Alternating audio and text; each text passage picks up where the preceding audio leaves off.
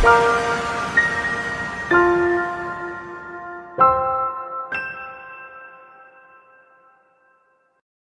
sa pagkabata, sanay po tayong lahat, without exception, na ang gusto nating sundin ay kung yung ano yung gusto natin. Ayaw natin na nasasabihan tayo. Ayaw natin na inobliga tayo. So, halimbawa, sa mga kababaihan, siguro na-experience niyo nung kayo ay dalaga o iba sa inyo ngayon ay teenager, na kapag aalis kayo ng bahay tapos nag-bis na kayo yung suot ninyo. Tapos sinabi sa inyo ng nanay ninyo na, anak, masyadong maikli yung suot mo.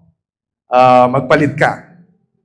And so, anong nararamdaman ninyo kapag sinasabihan kayo kung ano yung dapat ninyong isuot? O kaya naman yung mga lalaki kapag bumili ka ng sapatos na gusto mo, tapos napansin ng magulang mo yung presyo, anak, huwag kang bibili ng ganyang kamahal na sapatos. And so may mga pagkakataon na nagtatampo tayo sa mga parents natin kapag hindi nasusunod kung ano yung gusto natin. So mas gusto natin yung malaya tayo na makapagdesisyon sa sarili natin. And dating naman talaga na wala yung mga bata, dating yung time na wala na kayo hindi na kayo uutusan ng mga magulang ninyo. Even yung mga sa atin, yung mga nag-asawa na, yung may sarili ng pamilya, ay tayo na yung nag-uutos ngayon sa mga anak natin. Pero wag nating iisipin na dating tayo sa point na we are totally free na gawin kung ano yung gusto nating gawin. Huwag natin isipin na dating yung point na we are free to decide for ourselves kung ano yung gusto nating gawin o kung ano yung preferences natin o kung ano yung convenience sa atin. Yun na yung gagawin natin. So tandaan natin kapag naging Kristiyano tayo, ang ibig sabihin ng pagiging Kristiyano, tayo ay tagasunod na ni Kristo. So ibig sabihin, we are now under obligation na ang susundin natin sa buhay natin, bata ka man o matanda, ay walang iba kundi ang Panginoong Jesucristo. Di ba yung sabi ni Paul sa Romans chapter 14, verses 7 to 9, na walang sino man sa atin ang nabubuhay o namamatay para sa sarili lamang. Kung tayo nabubuhay, para sa Panginoon tayo nabubuhay. At kung tayo namamatay, para sa Panginoon tayo namamatay. Kaya nga, sa mabuhay o mamatay, tayo ay sa Panginoon. Yung significance, sabi ni Paul din sa verse 9, nang si Kristo ay namatay at muling nabuhay upang maging Panginoon ng mga patay at ng mga buhay. And so, this one huge implication nang sinasabi natin na tayo ay na kay Kristo. We are in union with Christ. So, ibig sabihin, we are under obligation na ipamuhay yung buhay natin ng naayon sa kalooban ni Kristo. And so, as we continue now sa pag-aaral natin sa sulat ni Paul sa mga taga-Efeso, nandito na tayo sa portion na tinatawag na household code. Na ito yung nagsasummarize ng mga obligasyon. And of course, medyo negative ang dating sa atin kapag sinasabi ito yung obligasyon na dapat nating gawin. Pero ito po yung nakasulat sa salita ng Diyos. Medyo ilang linggo lang yung nakaraan nung huli natin na pag-aralan yung Ephesians. Ephesians 5:22-33, pinag-usapan natin yung obligasyon ng asawang babae sa asawang lalaki, ng asawang lalaki sa kanyang asawa. That's December pa. And then ngayon pag-usapan po natin sa verses 1-4 ng chapter 6, ano yung obligasyon ng mga anak sa kanilang magulang at ng mga magulang sa kanilang anak. And then, next Sunday, ay yung verses 5-9. Pag-usapan natin ano naman yung obligasyon ng mga bondservants sa kanilang masters at ng masters sa kanilang bondservants. At least dun sa context ng Ephesians. And then, i-apply natin sa context natin ngayon. And then, ito pong mga obligasyon na pag-usapan natin ay nakapaloob sa konteksto ng pamumuhay o paglakad sa karunungan. Sabi ni Paul sa chapter 5, verse 15, "Look carefully then how you walk, not as unwise, but as wise." Na hindi yung karunungang nagmumula sa mundong ito, yung papairali natin sa buhay natin. Hindi yung kung ikaw ay anak, tapos nasa puder ka na magulang mo, tapos sabihin mo, bakit yung mga klase ko ganito? Bakit sila? Bakit ibang pamilya ganito? So our pattern for living our life ay hindi katulad ng pattern sa mundong ito. And so, dapat natin sagutin, ano ba yung itsura ng isang Kristiyanong pamilya? Ano ba yung sinasabi ng salita ng Diyos? Ano ba yung kalooban ng Diyos? So, kailangan mahalaga na alam natin kung ano yung kalooban ng Diyos. Sabi sa verse 15, Therefore, do not be foolish, but understand what the will of the Lord is. So, hindi yung kung ano yung gusto ko. Hindi kung ano yung gusto mo. Hindi kung ano yung sinasabi ng ibang tao. Kundi kung ano yung kalooban ng Panginoon. Hindi kung ano yung uso ngayon. Hindi kung ano yung trending ngayon. Hindi kung ano yung nakikita natin sa social media. Kundi kung ano yung kalooban ng Diyos. And ano yung kalooban ng Diyos? Dito sa Ephesians 6, 1-4. And so, makita natin na mayroong dalawang pagkakahati ito. Verses 1-3 ay obligasyon ng mga anak. And then verse 4 ay obligasyon ng mga magulang. Sabi sa salita ng Diyos, I will read sa English Standard Version, Children, obey your parents in the Lord, for this is right. Honor your father and mother. This is the first commandment with the promise that it may go well with you and that you may live long in the land. Fathers, do not provoke your children to anger, but bring them up in the discipline and instruction of the Lord. So, unahin natin yung obligasyon ng mga anak sa kanilang mga magulang. And sagutin natin yung ilang mga questions para mas maintindihan natin ito. Para kanino yung tungkuling ito? And ano yung tungkulin na dapat gawin? Paano ito dapat gawin? At bakit ito dapat gawin? Okay, so unahin natin yung first question. Para kanino yung tungkulin na nakasulat sa verses 1-3? Anong sagot? Verse 1. Para sa mga anak. Okay, sino dito ang mga anak? Siyempre, dapat lahat tayo magtaas ng kamay. Diba? Lahat tayo ay anak. Pero yung salita na ginamit dito ay tumutukoy sa anak na anumang edad. Pero siyempre, in context, ang focus dito ay tungkol sa pagsunod or pag-submit sa authority na magulang. And so, mas specific na tinutukoy dito ay, of course, iba-ibang kultura ay nagkakaiba-iba ano ba yung edad na yung anak ay nasa ilalim pa ng authority na magulang. Pero at least, sa context natin, alam natin na hanggat ikaw ay pinag-aaral, hanggat ikaw ay pinapakain, hanggat ikaw ay pinapatira sa bahay, you are under their authority.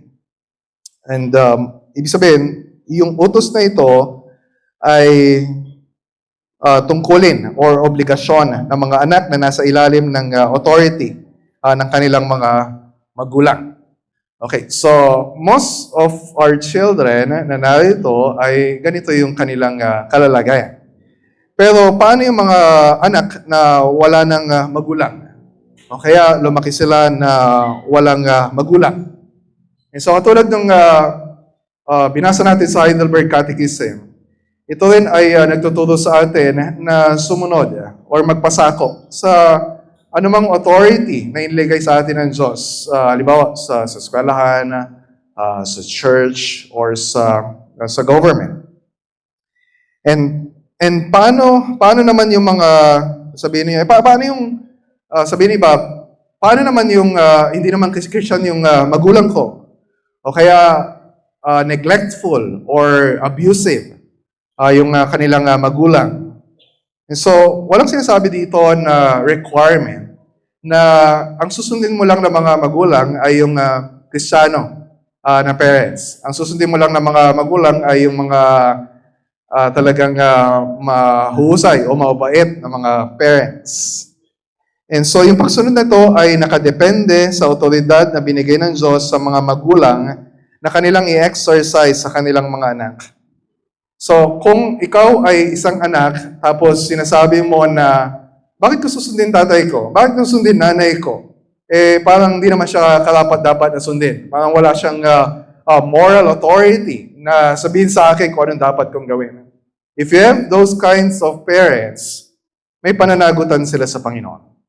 And bilang anak, may pananagutan ka rin sa Panginoon kung ikaw ay susunod o hindi susunod sa kanila. And so, pangalawang tanong, ano yung tungkulin na dapat gawin ng mga anak? Verse 1 pa rin. Children, anong kasunod? Obey your parents. Mga anak, pakisabi po ng malakas. Children, obey your parents. Mukhang masaya yung mga magulang sa topic ngayon. Pastor, yeah, preach it. So, may tungkulin yung mga anak na sundin yung kanilang mga magulang. Ibig sabihin, kapag may sinasabi ang inyong magulang, pakinggang mabuti. Kapag may tinuturo sila, paniwalaan. Kapag may ipinapagawa sila, sundin. Kapag may iniutos sila, gawin agad-agad, walang reklamo, walang pagdadabog, walang pagsibangot, kundi mula sa pusong pagsunod. Okay, dito muna kayo tumingin. Huwag muna kayo tumingin sa anak ninyo. Okay? Mamaya na kayo mag-usap. Of course, kapag may inuutos tayo sa anak natin, may mga pagkakataon din naman na we need to be understanding and patient din sa kanila. And yung mga bata, pwede din naman na minsan mag-request o mag-appeal na, halimbawa, inuutosan ka ng nanay mo, nanay, anak, bili ka nga ng patis sa tindahan. Tapos, mayroon ka pang ginagawang assignment o kaya may tapos ka pang drawing. Nanay, pwede bang pagkatapos muna ng ginagawa ko? And then, okay. Pero, syempre, yung parents pa rin, yung may final say. And so, sino ang nasusunod sa bahay? Yung mga magulang o yung mga anak? And so, ibig sabihin, parents, we must not relinquish yung authority na bigay sa atin ng Diyos. It is not a mark of good parenting kapag ibinibigay lahat natin yung gusto ng anak natin. Kung gusto nila na 3 oras, 4 na oras silang cellphone or naglalaro sa kanilang gadget, it's not good parenting kapag sila yung nasusunod. So we have to take charge. And so mga anak, sumunod kayo sa mga magulang ninyo. Pero of course, may exception. Hindi absolute yung authority na ito. Kapag yung parents ninyo ay may sinasabi sa inyo, nataliwas sa salita ng Diyos, kapag may tinuturo sila, nataliwas sa sinasabi ng salita ng Diyos, kapag may pinapagawa sila sa inyo, pag may pinagbabawal sila sa inyo, nataliwas sa kalooban ng Panginoon, you are under no obligation to obey them. We must obey God rather than men. So yung pagsunod sa magulang ay dapat na sumasalamin sa kalooban ng Diyos at hindi sumasalungat sa kalooban ng Diyos. Kaya mahalaga yung kasunod na sinabi ni Paul kung paano ito dapat gawin. Ano sabi? Children, obey your parents in the Lord. So, yung phrase na in the Lord ay paulit-ulit natin itong nakikita sa Ephesians. Pero sa case na ito, ay bagamat kasunod siya ng parents in the Lord, ay hindi siya talaga nakakabit dun sa parents. Na para bang sinasabihin ng iba na, kapag yung magulang ko ay in the Lord, o kapag yung parents ko ay Christians, saka lang sila susundin. Tapos kapag hindi Christian yung parents, ay hindi dapat sundin. No. Hindi yun ang sinasabi dito. Hindi rin ito nangangahulugan na yung mga bata na ina-address dito ni Paul, dahil anak sila ng Christian parents, ay automatic na sila ay in the Lord. Of course, sinulat ito ni Paul to the saints who are in Ephesus, and so malamang na yung directly na kinakausap niya dito, ay yung mga bata na kay Kristo na o mga tagasunod na ni Kristo. Pero of course, dahil yung mga pamilya ay magkakasama na sumasamba, katulad ng ginagawa natin na yung mga anak ay kasama natin sa pagsamba, we don't assume na lahat ng mga bata na Christian yung kanilang parents ay automatic na sila ay mga Kristiyano na. And sino ba yung mga Kristiyano? Sila yung na kay Kristo. Sila yung nakarinig ng mabuting balita ni Kristo at sumampalataya kay Kristo para sa kanilang kaligtasan. So kung yung mga bata ay sumasampalataya kay Kristo, they are now Christians. Pero hindi automatic na ang isang bata ay naboborn again kapag siya ay ipinanganak sa isang Kristiyano na magulang. Being born to Christian parents doesn't make you a Christian. Being born again does. So yung phrase na in the Lord ay nakakabit sa obey. So children, obey your parents, and yung obedience na yon ay dapat na in the Lord. Kaya yung salin sa Tagalog, alang-alang sa Panginoon. Sumunod kayo, alang-alang sa Panginoon. Na yung pagsunod natin sa magulang natin ay sa konteksto ng pagsunod natin kay Kristo. We submit sa authority ng parents natin because we submit sa authority ni Christ sa buhay natin. At ang Diyos ang nagbigay ng otoridad sa mga magulang para sila ay sundin. Whether they are deserving of our obedience and submission or not. That's not the issue. Christ is deserving of our submission and obedience. That's why we obey. And so, mga bata, kapag kayo ay sumusunod sa magulang ninyo, ibig sabihin, yan ay pagsunod kay Kristo. At kung kayo ay hindi pa talaga tagasunod ni Kristo, yan ay sumasalamin sa buhay na dapat ninyong gawin bilang mga tagasunod ni Kristo na we hope one day our children will really follow Christ. Of course, alam natin na yung mga anak natin, yes, we demand, we expect obedience sa kanila. Pero we are also realistic sa condition ng mga anak natin na yung puso nila ay makasalanan din. And the only way na they can genuinely obey from their heart yung kanilang mga magulang ay kung sila ay magkakaroon ng puso na binago na ng Panginoon. True and genuine obedience is impossible para sa mga wala kay Kristo. So we need the Holy Spirit. We need to be filled by the Spirit.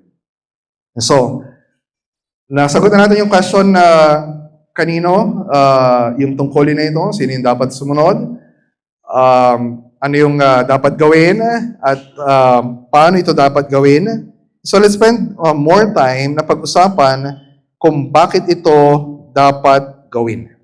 So nagbigay ng ilang mga dahilan si Apostol Pablo sa verse 1, verse 2, at verse 3. So sa verse 1, children, obey your parents in the Lord, for this is right. Bakit daw dapat sumunod yung mga anak sa kanilang mga magulang? Dahil yon ay tama. And so, sa Colossians 3:20, ito yung parallel passage sa Colossians, sabi ni Paul, children, obey your parents in everything, for this pleases the Lord. So, bakit tama yung pagsunod sa magulang? Dahil ito ay nakalulugod sa Diyos. Ito ay tama at matuwid sa paningin ng Diyos. Ito yung order na bigay ng Diyos, disenyo ng Diyos sa pamilya. Kapag mayroong isang pamilya na yung anak niya ay nag-uutos sa kanyang magulang, tapos yung magulang ay sumusunod sa kanyang anak, yun ay hindi tama. Yun ay out of order. And even yung mga non-Christians will recognize na yun yung tamang gawin. And so kung yung mga bata ay nasusunod sa loob ng bahay, wala silang galang sa magulang, binabaliwala nila yung authority ng kanilang mga magulang, ano yung i-expect natin kapag sila ay lumaki na at lumabas na ng bahay? We expect na hindi rin nila susundin yung authority ng church. We expect na hindi rin nila susundin yung mga batas na itinakda ng gobyerno. We will not expect them na magiging maayos yung buhay nila kung hindi sila matututo sa pagsunod sa loob ng bahay. So tama at matuwid na mga anak ay sumusunod sa mga magulang nila. Hindi tama at baluktot at wala sa ayos kapag ang mga magulang ang pinapasunod ng kanilang mga anak. Huwag nating babaliktarin yung kaayusan na inilatag ng Panginoon sa buhay natin. Ikalawang dahilan, verse 2. kung bakit dapat sundin ng anak yung magulang, dahil ito ay kalooban ng Diyos. Ano ba nakasulat dun sa ikalimang utos? Yung binanggit ni Paul, yung verse 2. Honor your father and mother. Hindi na sinabi dito ni Paul na yung binabanggit niya, ito nga pala yung sinasabi sa ikalimang utos. Sinabi lang niya, honor your father and mother. And it's so obvious sa mga nakikinig sa kanya na yung binabanggit niya ay galing sa 10 utos. Hindi niya binanggit lahat. Hindi niya sinabi yung sa Exodus 20:12, hindi niya binanggit yung the land that Yahweh, your God, is giving you.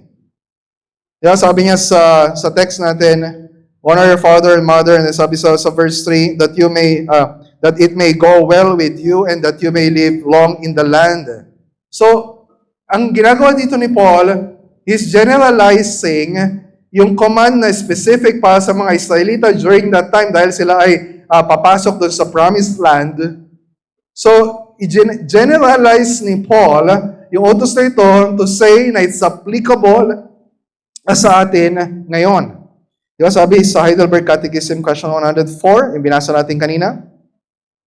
Ano ang kalooban ng Diyos para sa iyo sa ikalimang kautusan? Ibigay ko dapat ang aking paggalang, pagmamahal at katapatan sa aking ama at ina at sa lahat ng may otoridad sa akin, magpasakop ng may wastong pagsunod sa lahat ng kanilang mabubuting turo at disiplina, at maging mapagtiis at mapagpasensya sa kanilang mga pagkukulang, sapagkat kalooban ng Diyos na pamunuan niya tayo sa pamamagitan nila. Dapat sundin ang magulang dahil ito ay kalooban ng Diyos. Dapat sundin yung mga magulang dahil dapat at karapat-dapat sundin ng Diyos. Ito gusto ng Diyos. Dapat igalang yung mga magulang. So kahit na wala na tayo sa poder ng mga magulang natin, hindi pa rin nawawala yung paggalang, yung honoring, and yung pag-respect sa kanila. Dahil karapat-dapat at dapat lang na igalang ang Diyos na lumikha sa atin. And so, third reason, sinabi pa ni Paul sa verse 2, dahil ito ay may kaakibat na pangako. So, ang obligasyon ng anak sa magulang ay hindi lang tamang gawin. Ito ay kalooban ng Diyos na dapat nating gawin. Pero sabi dito ni Paul, bago niya ituloy yung sinasabi sa ikalimang utos, merong parenthesis. Sabi ni Paul, this is the first commandment with a promise. Maraming nagtataka kung ano ibig sabihin ni Paul. Ito yung unang utos na may kasamang pangako. Kasi kung babalikan nga daw yung ikalawang utos na paparusahan ng Diyos, and then ipagpapadama niya yung pagmamahal niya sa libo-libong henerasyon, sabi nila, meron ng kasamang pangako doon. Of course, maraming mga paliwanag, pero hindi na natin iisa-isahin yung 10 paliwanag na nabasa ko kung ano yung ibig sabihin noon. Na sinasabi nila, most likely, isang reason, na ito yung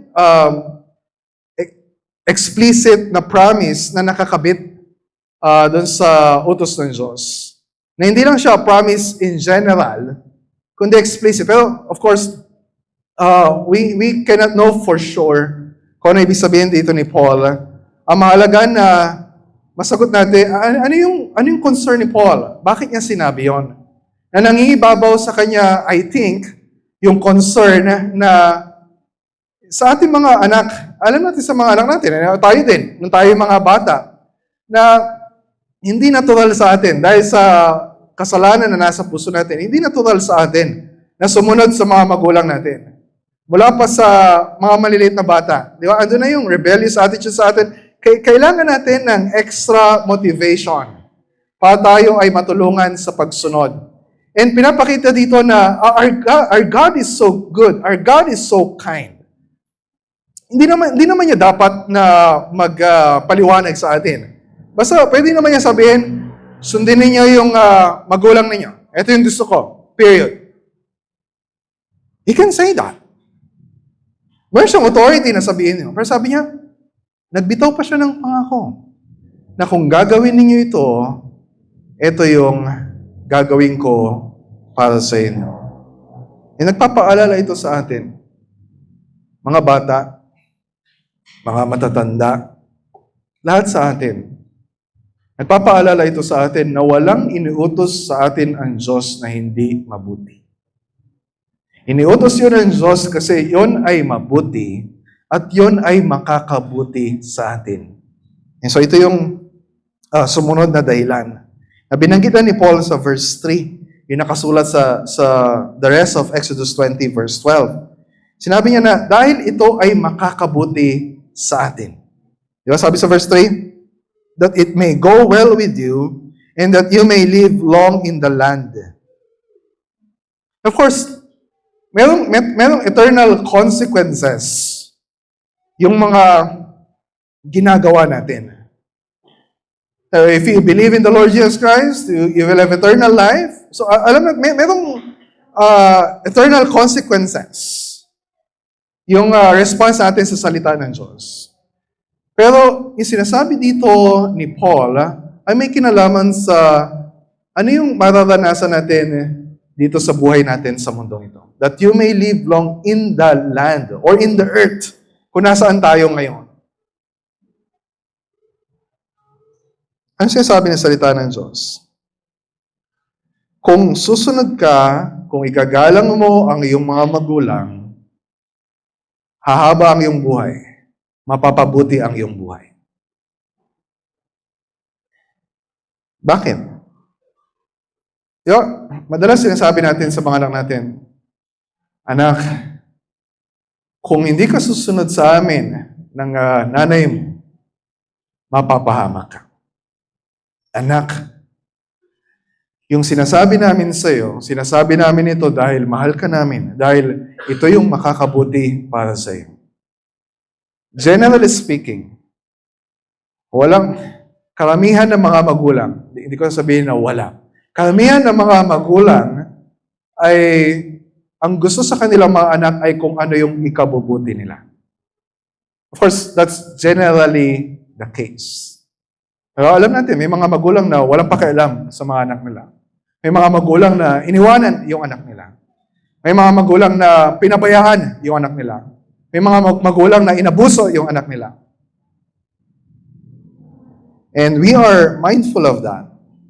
And some of you, ay ganun yung naging experience nung kayo ay lumalaki. And so, we're talking here about hindi guaranteed na promise na ganito ang mangyayari sa inyo kung kayo ay magiging masunurin. May mga bata na masunurin sa magulang nila, pero nagkakaroon pa rin ng, nagiging magulo pa rin yung buhay nila. Mayroong mga bata na namamatay ng maaga kahit na nagsisikap naman sila na sumunod sa magulang nila.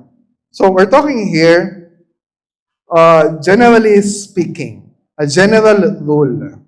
Sabi sa isang commentary, as a general rule, obedience and honor foster self-discipline. Diba? Sa bahay pa lang, natututo ka ng self-discipline. So, which in turn brings stability, longevity, mahabang buhay, and well-being. And disobedience and dishonor promote a lack of self-discipline. Kapag isang bata ay walang self-discipline, ano mangyayari sa kanya paglaki? Pag nagkatrabaho na siya, pag nagkaroon na siya ng sariling pamilya, instability, a shortened life, and a lack of well-being. But generally speaking, kapag hindi tayo sumusunod sa magulang natin, huwag kang tatawid dyan, mapapahamak tayo. O huwag kang magmumotor sa highway na walang helmet.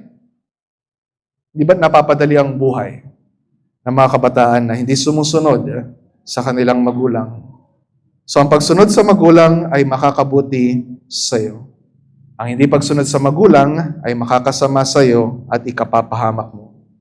And kung meron man sa inyo ngayon, mga bata, mga teenagers, mga kabataan, and you are so insistent, kung ano yung gusto ko, yun yung gagawin ko. Kahit sinabi sa akin ng magulang ko, hindi ko yan susundin. Kung gusto mo na pangatwiranan, yung pag-rebelde mo sa iyong mga magulang or anyone na inilagay ng Diyos sa authority over you, may kasabihan tayo na sa huli ang pagsisisi. Subukan mo. And one day, you will realize na tama yung sinasabi sa iyo ng magulang mo. Or baka dumating yung time na hindi mo na, wala ka ng pagkakataon na ma-realize yun dahil hindi ka sumusunod. Okay.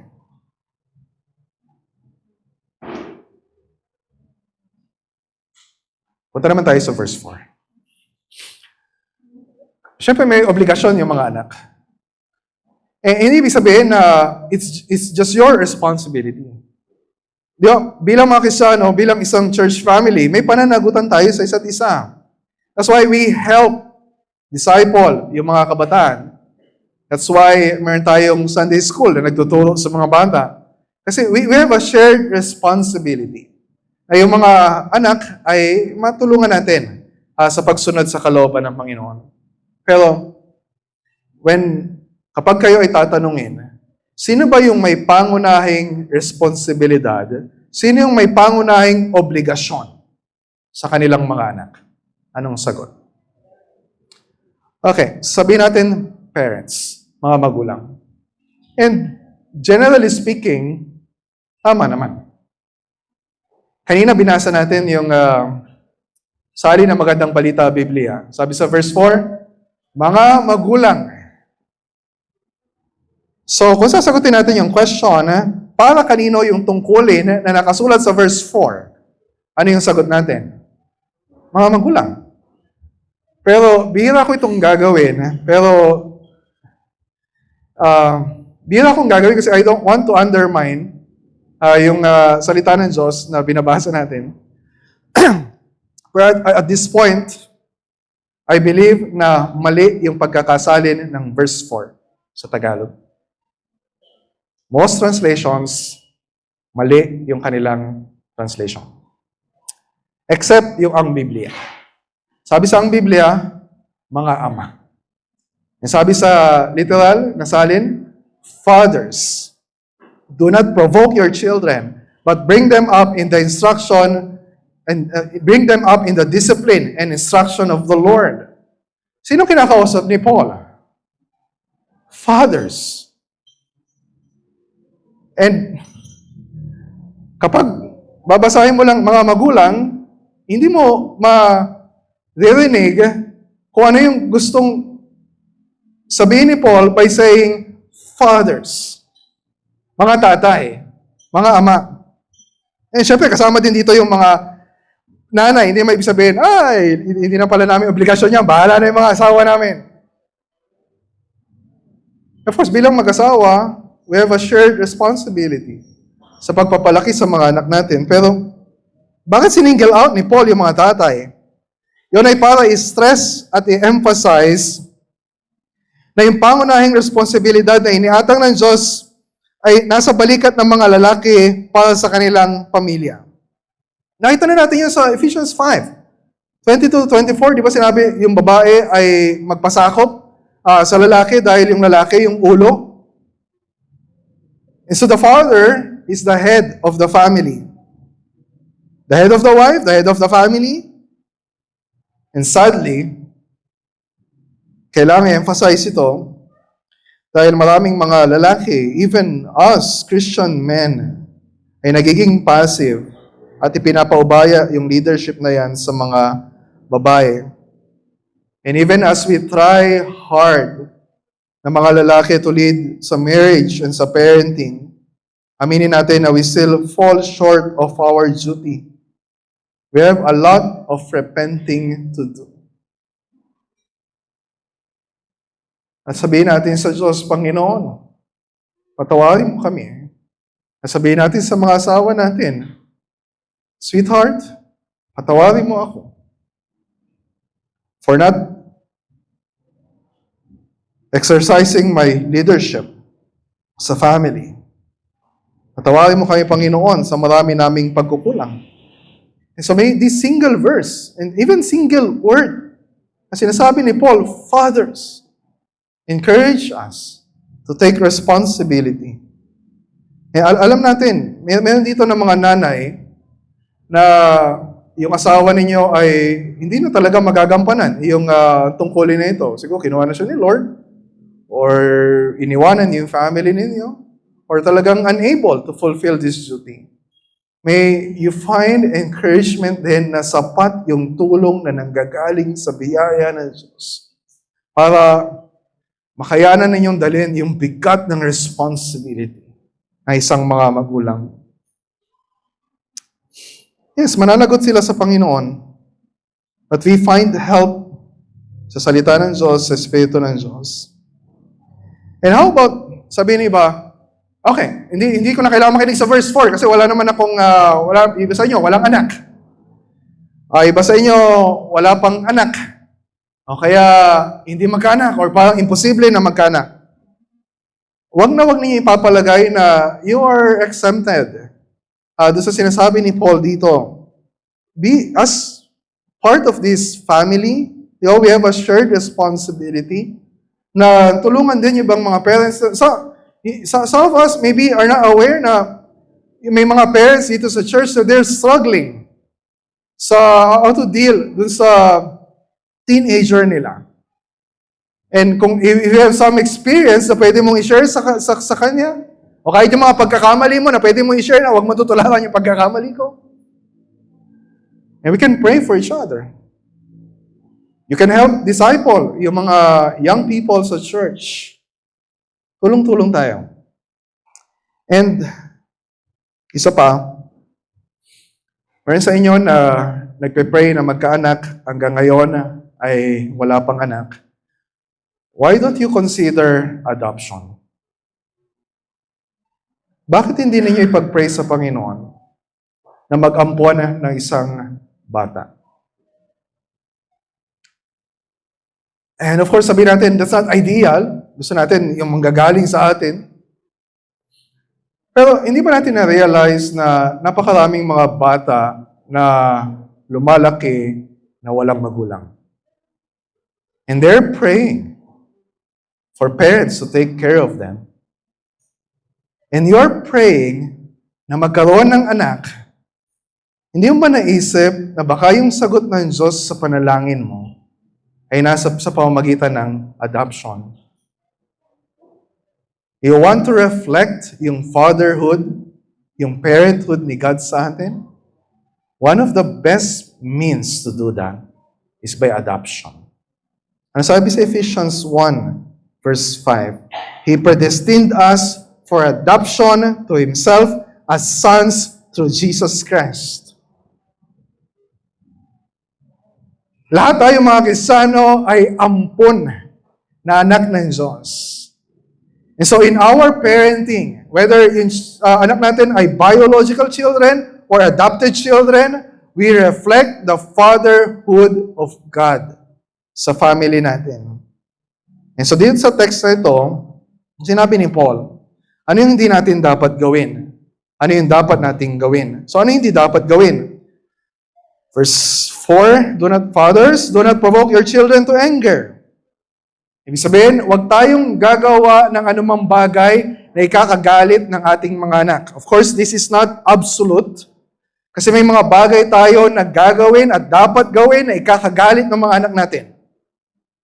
Because they're naturally selfish. Because they're still sinners. Kapag sinabi natin sa kanila na ito lang yung time limit mo na gumamit ng cellphone or iPad, edi magwawala na yan kapag so pwede magalit. O kaya pag nasa mall kayo, di ba? May mga minsan nakita kayong bata na nangingisay na sa sahig dahil ayaw ibili nung pinapabiling laruan. Ay, anak, sige na, ibibili na kita. Tumahimik ka na, tumang ka na. Nakakahiya. May mga bagay na gagawin tayo, dapat natin gawin. That's not our fault. Magalit sila. Because they cannot understand now. Bakit may mga bagay na hindi natin ibinibigay sa kanila kahit gusto nila. So ano sinasabi dito ni Paul? Now, huwag tayong gagawa ng anumang bagay na ikagagalit nila unnecessarily. Sabi ni Lincoln sa isang commentary, nakasali dito yung sobrang lupit na disiplina. Diba yung naramdaman nila na when we're disciplining out of anger, hindi makatwirang mahigpit na hinihingi o demands. Pang-aabuso ng kapangyarihan, pagiging padalos-dalot at walang basehan, or yung arbitrary, na hindi naman natin may paliwanag sa kanila. Bakit yun yung pinapagawa natin? Pagiging unfair. Walang tigil na pangungulit at paninisi. Paglalagay ng bata sa kahihiyan. At lahat ng anyo ng matinding pagiging manhid o insensitive sa pangangailangan o damdamin ng isang bata. And so, mga kapatid, na mga magulang, we have a lot of assessment to do. Yung ginagawa ba natin, yung pagtrato ba natin, yung pagpapalaki ba natin, yung pagdidisiplina ba natin sa mga anak natin, ay kino-consider natin yung kanilang damdamin. Inaalagaan natin yung kanilang puso. So, anong dapat natin gawin? Hindi pwedeng basta iwasan lang natin na ma-provoke yung galit sa kanila. Meron din tayong dapat aktibong gawin. Sabi dito, but bring them up. So, yung salitang bring them up o palakihin ay galing sa salitang ektrepo na ginamit din sa Ephesians 5:29. Patukuyin, di ba, sabi niya, yung mga lalaki, mahalin ninyo yung asawa ninyo. Di ba, yung katawan nga ninyo, inaalagaan ninyo, pinapakain ninyo. So, pinapalaki ninyo yung sarili ninyong katawan. So, sa parenting, tumutukoy ito sa pagpapalaki sa mga bata. Mula sa kanilang pagsilang hanggang sa panahon na sila ay magkakaroon na ng sariling pamilya. Of course, kasama dito yung, pag sinabi natin pagpapalaki, Iniisip lang natin yung literal na pagpapalaki, pagpapakain sa kanila. And of course, kasama yon yung pag-ibigay natin ng mga physical na bagay para sila ay maging maayos sa kanilang physical na kalagayan. And so, maraming mga lalaki, take note, sinabi nito ni Paul sa mga tatay. So, iniisip lang natin, magtatrabaho ko mabuti para meron akong may pakain sa mga anak ko. So sometimes we just think of our role as providing financially. Kaya may mga tatay na hindi kino-consider yung decision na aalis sila, mag-abroad, matagal na mawawala, basta nakakapagpadala naman sa bahay without thinking na yung pagpapalaki sa mga bata ay hindi lang sa material or physical or financial aspect. We are not just physical beings. Yung mga bata, yung mga anak natin, meron niyang katawan, yes. Pero meron din niyang isip, merong puso, merong kaluluwa na dapat din nating pangalagaan. Kaya paano natin gagawin yung ganong pagpapalaki? In question number 4. So, ang pagpapalaki sa mga anak ay dapat gawin in the discipline and instruction of the Lord. Sa panahon nila, ni Apostol Pablo, hanggang sa panahon natin ngayon, is still true. Napapalaki natin yung mga anak natin in the discipline and instruction of the Lord. And syempre, practically speaking, sino nagtuturo sa mga anak natin? Maraming oras sila nasa labas ng bahay, nasa eskwelahan, o kaya nasa loob ng bahay dahil karamihan yung mga nanay nasa loob ng bahay, practically speaking, sila yung mas maraming oras para makapagturo sa mga anak. But it doesn't mean na we are excused from that responsibility. Actually, sinabi ni Paul yun sa mga tatay na yan ay pangunahin ninyong responsibility. We take leadership, katuwang ng ating mga asawa. Yung binagit dito ni Paul, 2 bagay, in discipline. So ginagamit natin yung discipline in a stricter sense. Kapag may nagawang pagkakamali, sasawayin natin, itatama natin. Pero yung salitang discipline na ginamit dito ay mas general. Nagaling sa salitang paidia, kung saan nanggaling yung salita natin na pedya, na tumutukoy sa kabuuang kailangan na isang bata para siya ay mahubog sa kanyang paglalaki. Kung ano yung pagpaglaki? Kung ano yung kailangan na mahubog sa kanyang isip, kung anong kailangan mahubog sa kanyang moral values, kung anong kailangan mahubog sa kanyang spiritual formation, tayong mga tatay, yung may pangunahing responsibility to make sure na yun ay nangyayari.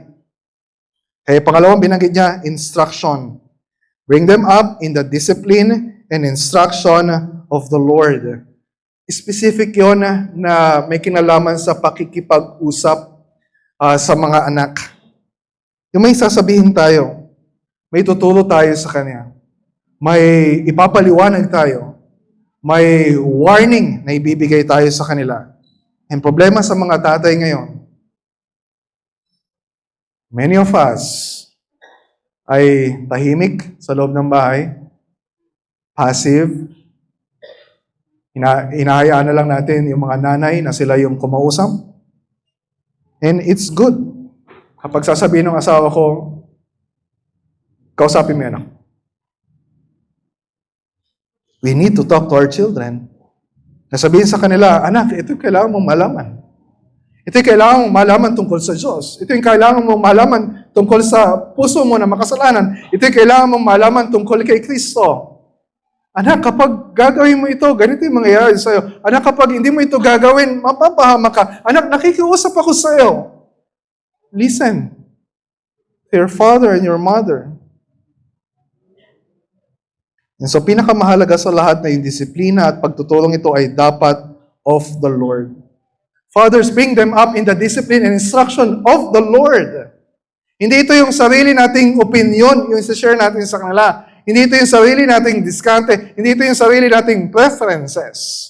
We make sure na yung lumalabas sa bibig natin, yung parenting natin, yung pagdidisiplina natin, ay nanggagaling sa salita ng Diyos. We need wisdom from the Word of God. We need the power of the Word of God. And paano mangyayari yun? Kung tayo mismong mga tatay ay hindi nakikita ng mga anak natin na nagbabasa ng salita ng Diyos. Kung tayo mismong mga tatay ay hindi sumasali sa memorization ng mga fighter verses sa church. Kung tayo mismo mga tatay ay hindi sumusunod kay Kristo, paano natin madadala yung mga anak natin sa pagsunod kay Kristo? And so fathers, mga kapwa at natay, nakikiusap ako sa inyo, kung gusto ninyong turuan, maakay sa aral ng Panginoon ng inyong mga anak, yes, dalhin ninyo every Sunday yung anak ninyo sa church. At agahan ninyo yung pagpunta sa church. Hindi yung kayo pa yung pinipilit ng mga anak ninyo para pumunta sa church. And we have an equipping class. We're talking about parenthood. Kung gusto mong matuto paano mas maging mahusay, effective na parents, Christian parents, that's why we have equipping classes. And dali nyo sa Sunday school yung mga bata. Yung mga anak niyo, paatinan ninyo ng mga discipleship groups. And then sa loob ng bahay, hayaan mo na makita ka ng anak mo na nakabukas yung Bible mo, nagbabasa ka, nananalangin ka. Read the Word with them. Pray the Word with them. Lead them sa family worship. Memorize niyo yung fighter verses together. Tapos pag-usapan ninyo, sing songs together. Tapos pag nandito kayo sa church, di ba? Yung pagsamba ninyo sa church, overflow ng pagsamba ninyo sa loob ng bahay. Na nakikita ng mga anak ninyo, yung tatay niya nakikinig ng mabuti sa sermon. Nakikita ng mga anak ninyo, yung tatay niya singing songs together with the church. So you can follow yung Bible reading schedule ng church. May mga study Bibles tayo na pinamimigay. Kung hindi nyo alam ipaliwanag, meron doon mga paliwanag para basahin niyo sa mga anak niyo. Kung meron kayong mga maliliit na bata, pwede niyo basahin yung The Biggest Story, Bible Story Book. Kung wala pa kayong kopya, ay humingi kayo sa akin mamaya. Lead your family sa Panginoon. If you want to learn more about this, pwede yung basahin yung sinulat ni Joel Bicky, How to Lead Your Family. Or Family Worship. We have a lot of resources. We have a lot of help available sa church. Nandito yung ibang mga kasama nating tatay. That's why we have men's discipleship groups. para tulungan kayo to take responsibility sa family ninyo.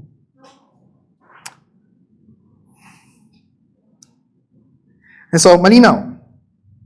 Malinaw ba yung mga obligasyon na nakasulat sa salita ng Diyos? Kung anong dapat gawin ng asawang babae na pag-usapan natin sa Ephesians 5, sa kanyang asawang lalaki, kailangan magpasako. Ng asawang lalaki, kailangan mahalin niya yung kanyang asawa.